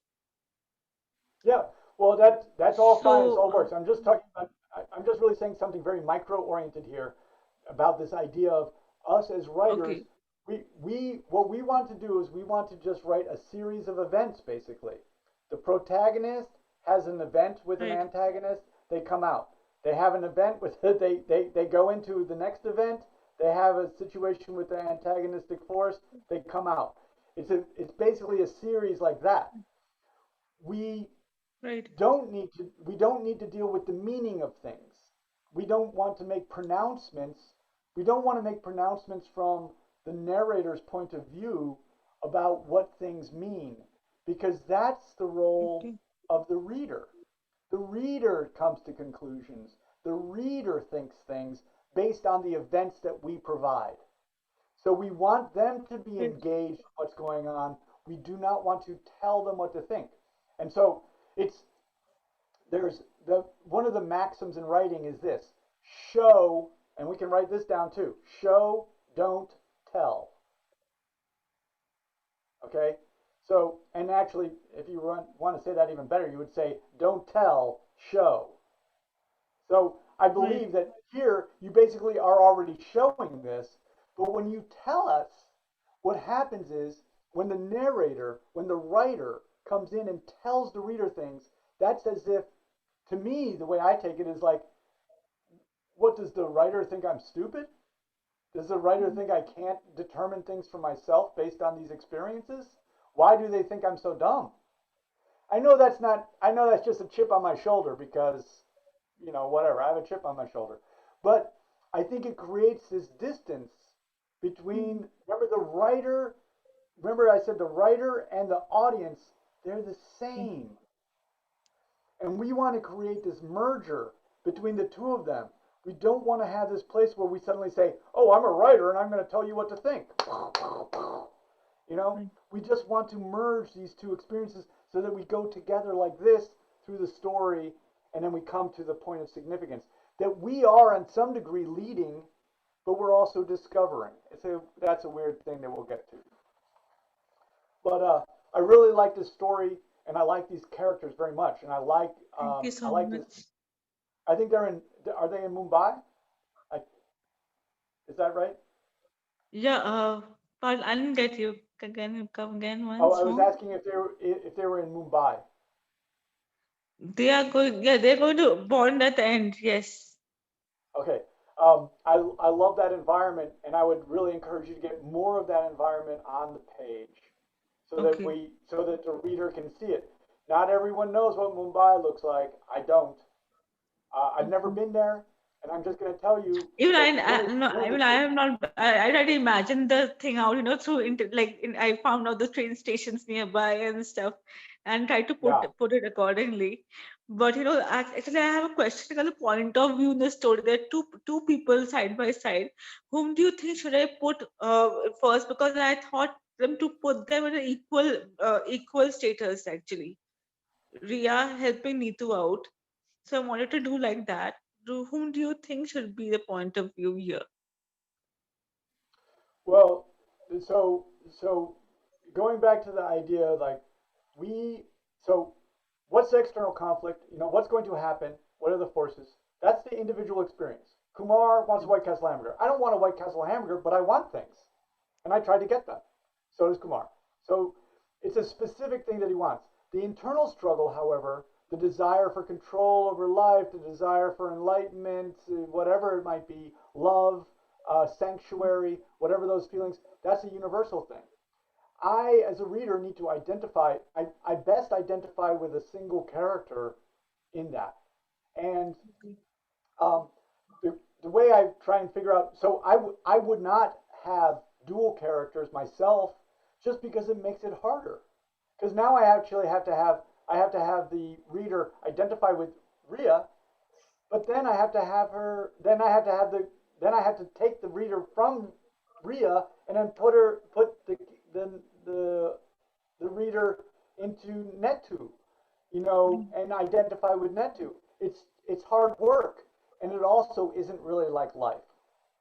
So what I really want to do is I want to merge the consciousness of the reader with one character. The way I determine who that is who changes, who goes on this journey, who goes into the valley of death, and who comes out transformed. Okay. That's the person because that's the journey I want to take the reader on, and therefore I want the protagonist to be the vehicle for the reader's experience of this journey. That's, if it's Ria, then Yeah, she I should be. thought of putting Ria first because I thought of putting a protagonist who's helping Neetu, and through her changing her life experience. I wanted to do that, but it is coming out like two point Yeah. of views as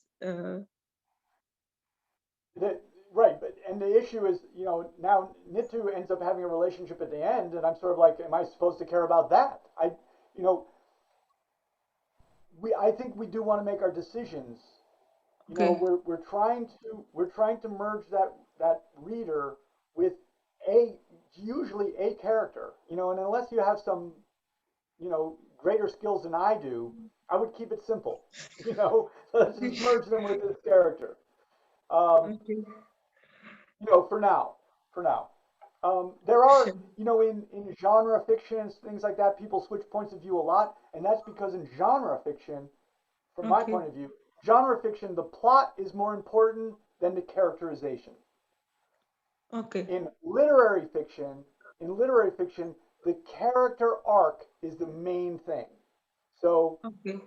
so character is more important in literary fiction, and plot is generally more important in genre fiction.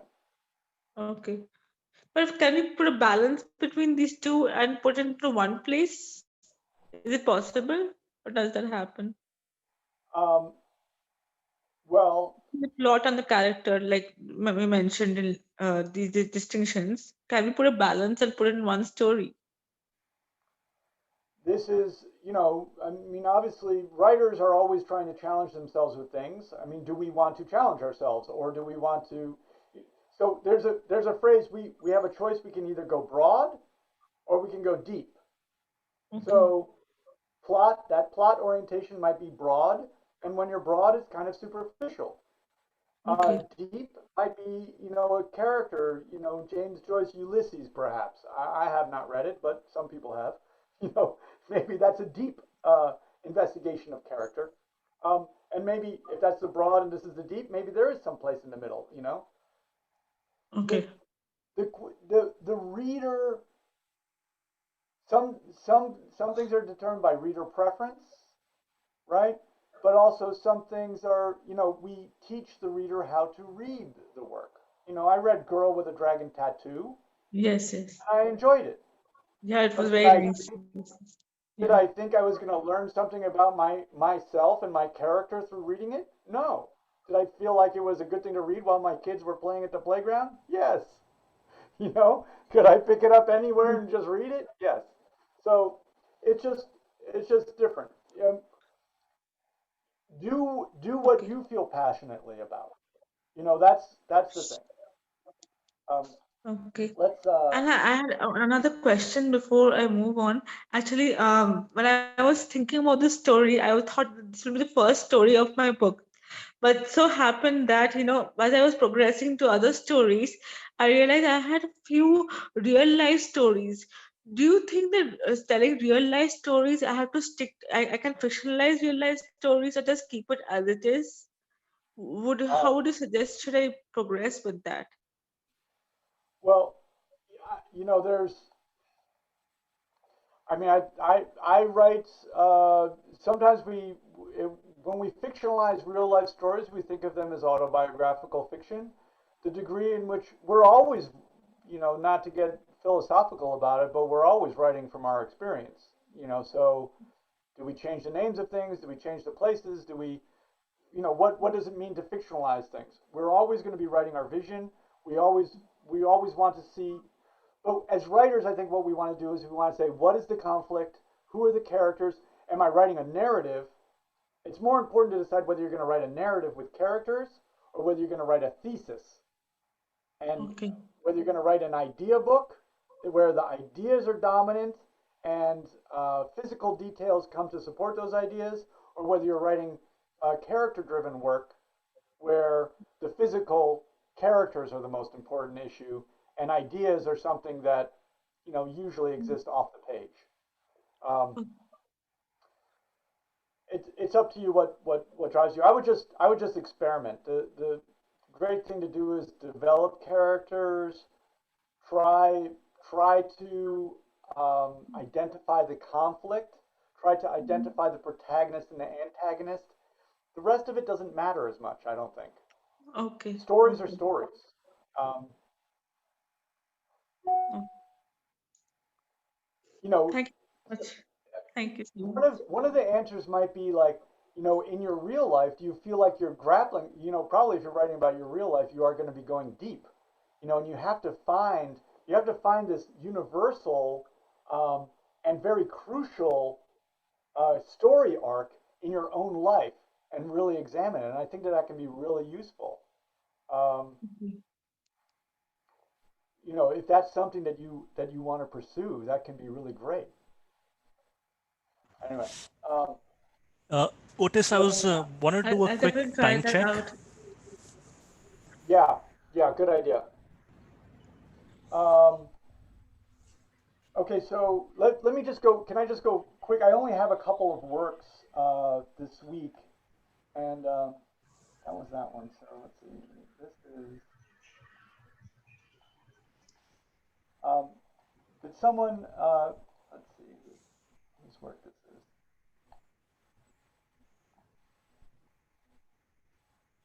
Um, NM, is NM here? Yeah, that's me, Sundar. Yeah.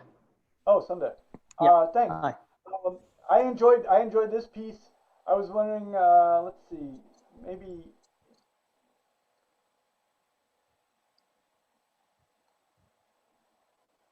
maybe just for the sake of time, if you could just if could you read out just a little bit less than just. Do you see my mark here?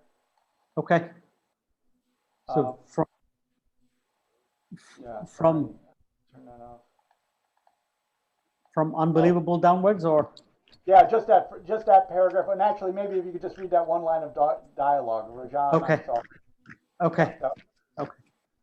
Unbelievable. Steve was the first to react. That let loose a torrent of reaction.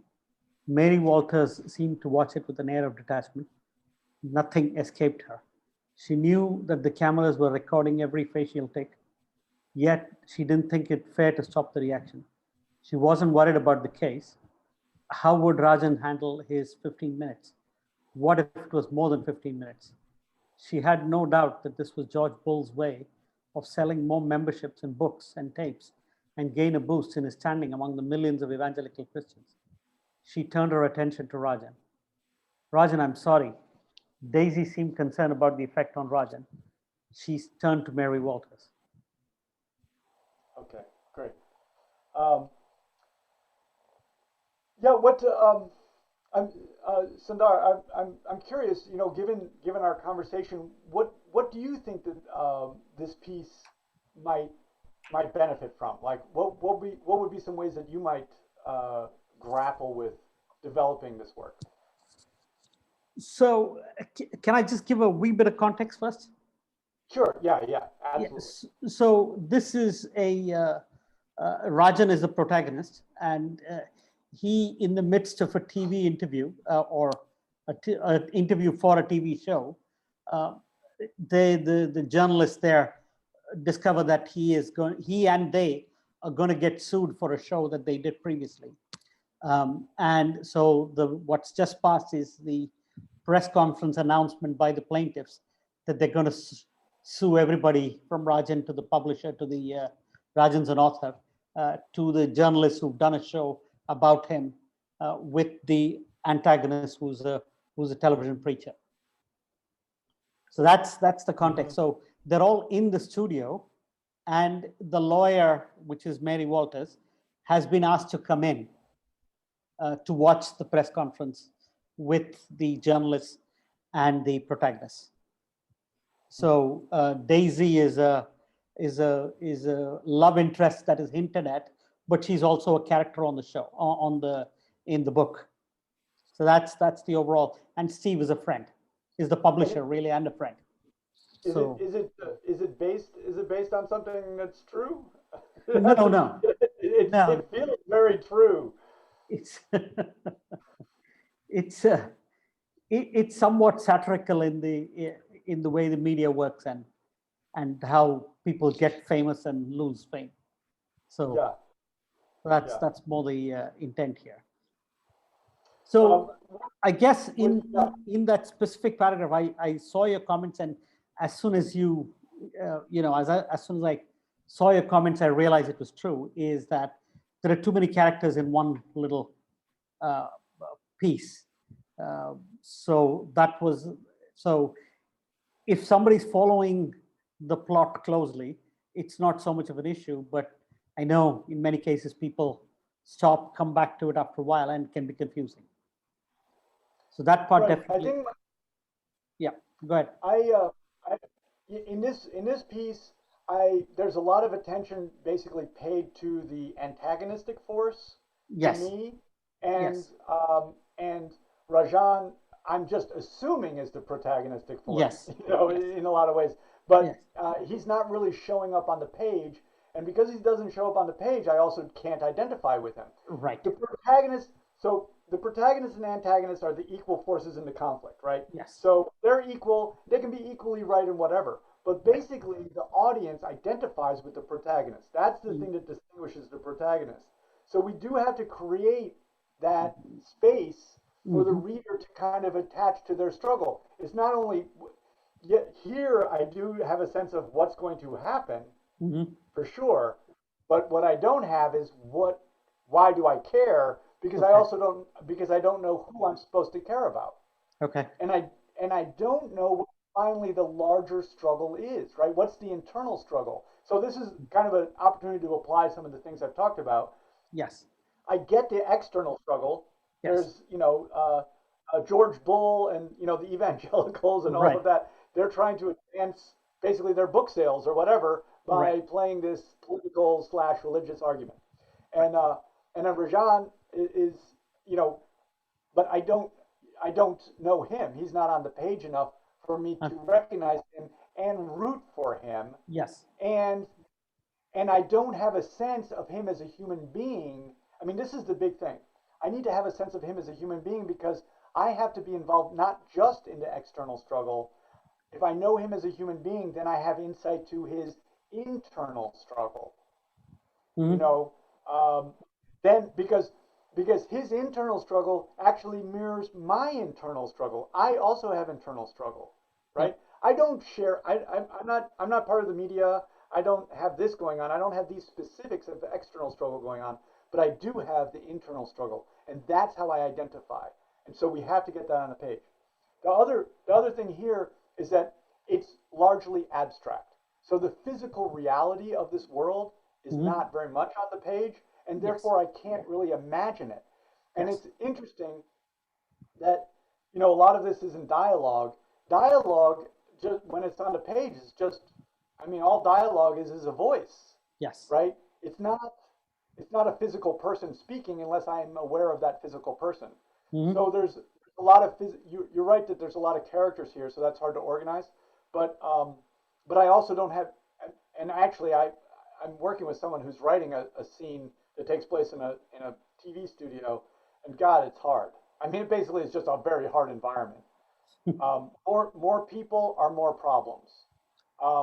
We can talk to our playwright, and she'll tell us, how, in the play you might have 6 characters, but 2 characters will walk to the front of the stage, right? Mm-hmm. So that we focus on them. And Mm-hmm. it's very hard, managing. When we write narrative, we're just like a playwright. We have to be stage managers. We have to be costumers. We have to be makeup artists. We have to do everything. Yep. Right? We have to do the casting. We have to do all of it. And if we don't do any of those things, then those things do not exist on the page. Yes. Right? Yes. So, and if I can't see the stage and I can't see the characters on the stage, then we have to recognize that in my brain, basically nothing is happening or very little. Yes.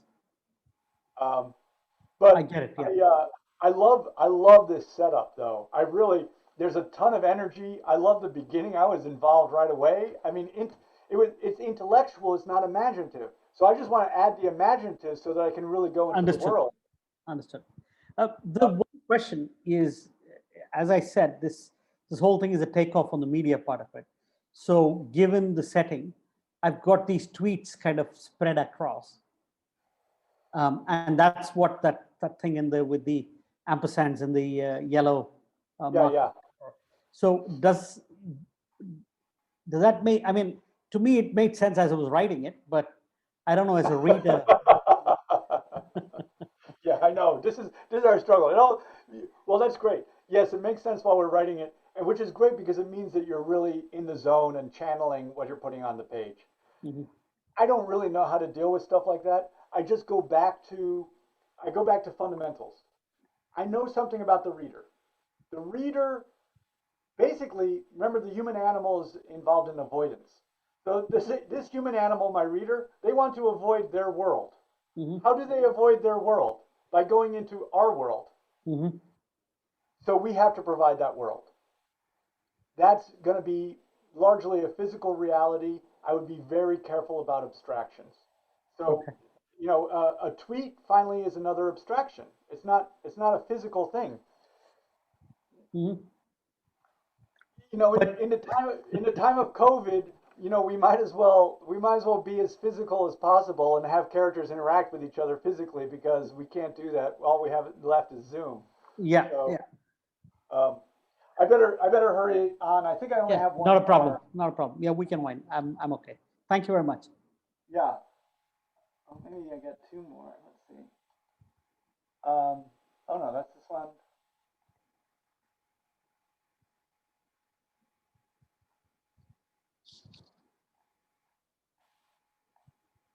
That's that one. I'm sorry, I'm having a little trouble operating this. I'm not.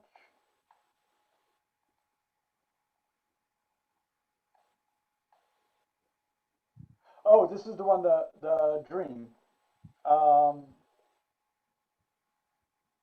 And who wrote this dream one? Are you here?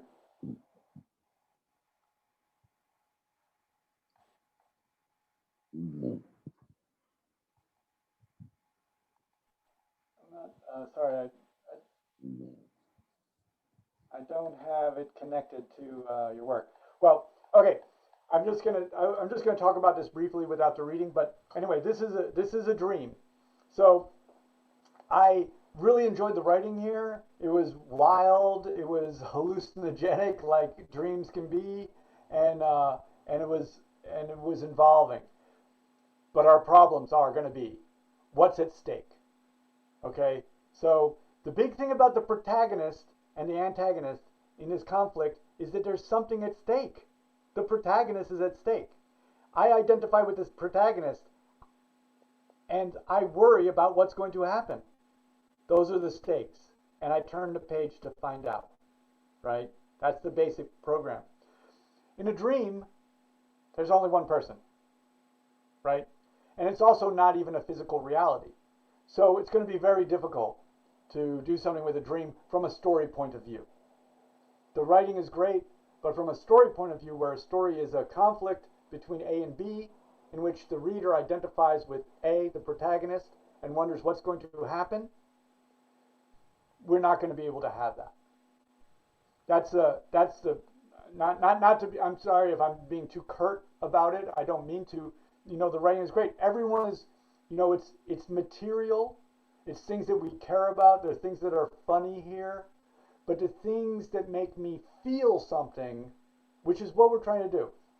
So one of my little maxims is that as writers, we are not trying to. The reader does not read to read about an experience. They read to have an experience.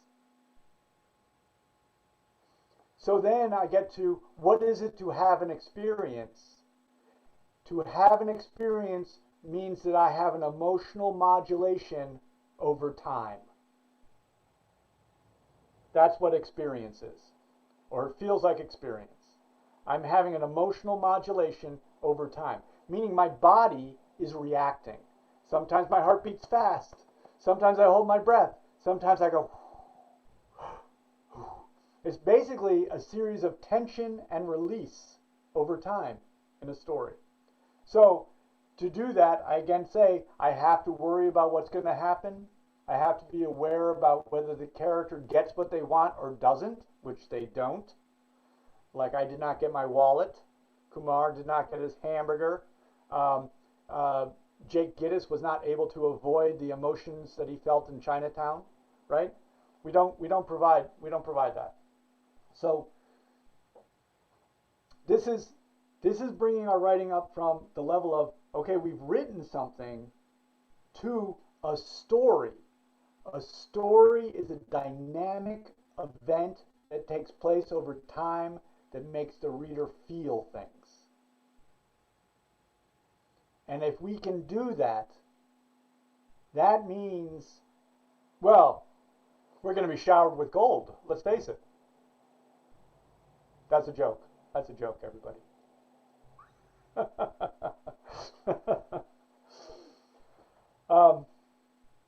Okay, I think I better wrap up. You're all way past my bedtime if I was there. So I'm so sorry I went so long. And I think I did the work that I've received, and so if I haven't, for some reason, I have not meant to slight anyone. Somehow some glitch took place. So send me your work for next week. I think Ravi is gonna talk a little bit. Oh no, not Ravi. Sorry. But I don't know if you want to talk about changing the time.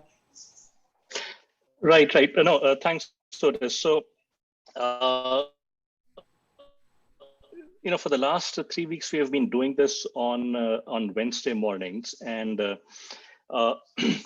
now that the time has changed, daylight savings has ended, and we're back to regular Pacific time. It's getting a little late here in India, especially on a weekday. And then some people in the US have also who want to join have said that because this is in the morning hours their time, and they have office work and calls and so on, they cannot. So we did this today, Wednesday, and the next week after Diwali, we'll look at a couple of different time slots. So discussing with Otis, and most likely we will try and do this on Sunday. That is Sunday morning US time, which will again be Sunday evening, late evening India time. So my hope is that it won't conflict with any midweek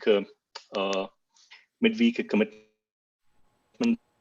that we may have, and we'll try this for a couple of weeks and see how it goes. And if people think that we should revert back to a Wednesday or some other weekday time, then we'll do that. But for starting next week, and I think it's going to be on the 21st or 22nd, if I'm not mistaken, we'll do it on Sunday. And for those of you who have registered on the Zoom webinar, you should get, when we make the change, you should get an updated email from Zoom, notifying you of the updated time and so on. So hopefully, we'll see you in a little over a week from now. And best wishes for Deepavali. Among other things, make sure you burst crackers. It's important to celebrate with a lot of noise and happiness also. And thank you, Otis, for this. And In a few days, we'll put this up on YouTube also for those of you who couldn't join or missed. So thank you and bye. Thank you. Okay. Thank you. Thanks, Thanks, everyone. Otis. I'm Thanks, really everyone. Thank you so much. Thank you, Otis. very much. Thank you Yep, so bye. much, everyone. Thank you.